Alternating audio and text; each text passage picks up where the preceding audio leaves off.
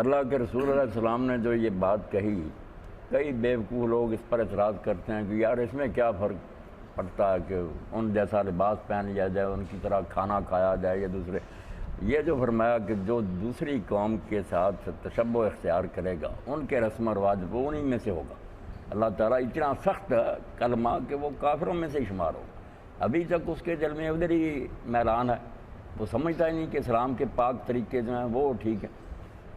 ایک پوری کتاب امام ابن تیمیہ رحمۃ اللہ علیہ نے اسی پر لکھی ہے، اقتضاء الصراط المستقیم مخالفت اصحاب الجحیم، کہ صراط مستقیم کا جو مطالبہ ہے نا دین اسلام کا، وہ یہ بھی ہے کہ جہنمی لوگوں کی مخالفت کی. اس لیے وہ عید منائیں مسیح کی، ہم عید النبی نہیں منائیں گے. اگر کریں تو یہ تو تشبہ ہی ہوا کہ ہم نے کہا یار وہ اپنے نبی کا دن مناتے ہیں ہم نے. اس لیے جو نیک لوگ چیختے تھے نا، انہیں کو رسول اللہ سے نفرت نہیں تھی معاذ اللہ، وہ سب سے بڑے عاشق تو وہی تھے حضور کے، سنت کے دیوانے. مگر وہ کہتے تم نے یہ رسم لی ہے غیر مسلموں سے. عراق میں مسلمان فوجیں عیسائیوں کے آمنے سامنے تھی، انہوں نے کرسمس ڈے منایا، اور ملک المظفر نے کہا یار انہوں نے اپنے نبی کا دن منایا، ہم بھی منائیں. اور یہ ختموں کے جو دشمن تھے کہ ختم نہ پڑھو، اب یہ لوگ کہتے ہیں لے قرآن مجید ہی پڑھا. وہ کہتے ہیں قرآن مجید سے ہمیں نفرت نہیں، قرآن پڑھ کے بخشو، خیرات کر کے بخشو.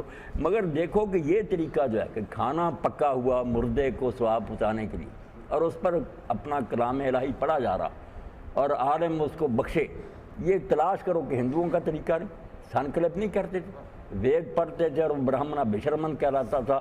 یہی دن تھے تیسرا، 7واں، 10واں، 20واں، 40واں، اور سال بعد پڑھتا تھا، اور بعد میں اس کے نام کا پوچھ کر کہ کیا نام ہے اس کا ولدیت پھر بخشتا تھا. اس لیے یہ بات وہ بن گئی جو امام ابو حنیفہ رحمۃ اللہ علیہ کے اور کئی چوتھائی صاحب حدیث بھی کہتے ہیں. یہ امام صاحب کہتے ہیں کتا اگر کوئی بغل میں لے لے، اس کا منہ اچھی طرح باندھ لے اور اس کی رال نہ ٹپکے تو نماز ہو جاتی ہے. بے شک فضول حرکت ہے مگر نماز ہوگی. قرآن مجید کھول کر اگر اس نے نماز میں پڑھا، یاد نہیں اس طرح پڑھ رہا، جماعت کرا رہا تو نماز باطل ہوگی. انہوں نے کہا یار کتے سے بھی قرآن پڑھا. وہ سمجھا نہ کہ کتے میں تشبہ نہیں ہے، بےہودگی ہے، کسی غیر مسلم قوم کی نقل نہیں کہ وہ عبادت میں ایسا کرتے ہو. یہ جو پریسٹ تھے کاہن، وہ بائبل ہاتھ میں لے کر ان کو نماز پڑھاتے تھے. اس لیے امام صاحب نے فرمایا تشبہ ہے. یعنی تشبہ اتنی خطرناک بات ہے. اسرائی صاحب کہتے ہیں کہ میرے استاد فرائی رحمۃ اللہ علیہ بڑے فلسفی قسم کے تھے، چھوٹی باتوں کو نہیں کچھ بھی مگر وہ داڑھی پر بہت زور دیتے تھے. میں نے ایک دن کہا کہ استاد آپ تو بڑے فلسفی قسم کے آدمی، داڑھی کیا ہے اگر نہیں کو رکھتا. انہوں نے کہا اسرائی بات سن، جیسے چٹکی مٹی کی اس طرح اٹھا کر جب اڑاتے ہیں نا، دیکھتے ہیں کہ ہوا کا رخ کدھر ہے. وہ چٹکی جو ہے نا اڑانا، وہ بات معمولی ہے نظر آتی، مگر اس سے پتہ چل جاتا کہ ہوا کدھر کو جا رہی ہے. یہ رخ پتہ چلتا آدمی کا کہ اس نے داڑھی منڈا لی ہے.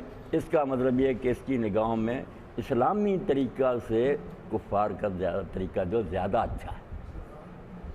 کانٹا بدل گیا تو وہ اقتضاء الصراط المستقیم اردو ترجمہ میں ہوگا 200-300 صفحے کی کتاب. وہ کہتے ہیں جہاں دیکھو کہ کفار سے ملتی ہے وہ عبادت بھی نہیں ہم کریں گے. اسی لیے رسول کریم علیہ السلام نے ذرا دیکھا کہ 10 تاریخ کو یہودی بھی روزہ رکھنے، حالانکہ سنت تھی موسیٰ علیہ السلام کے، آپ نے بنایا ایک اور رکھیں.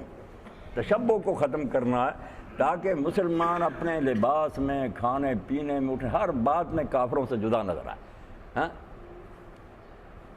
تو یہ ان بڑی پیاری بات کی کہ وہ کفر سے بالکل نفرت کر، جیسے پیشاب نہیں آدمی پیتا ایسے وہ کہتے تھے کافروں کا طریقہ اپنائیں.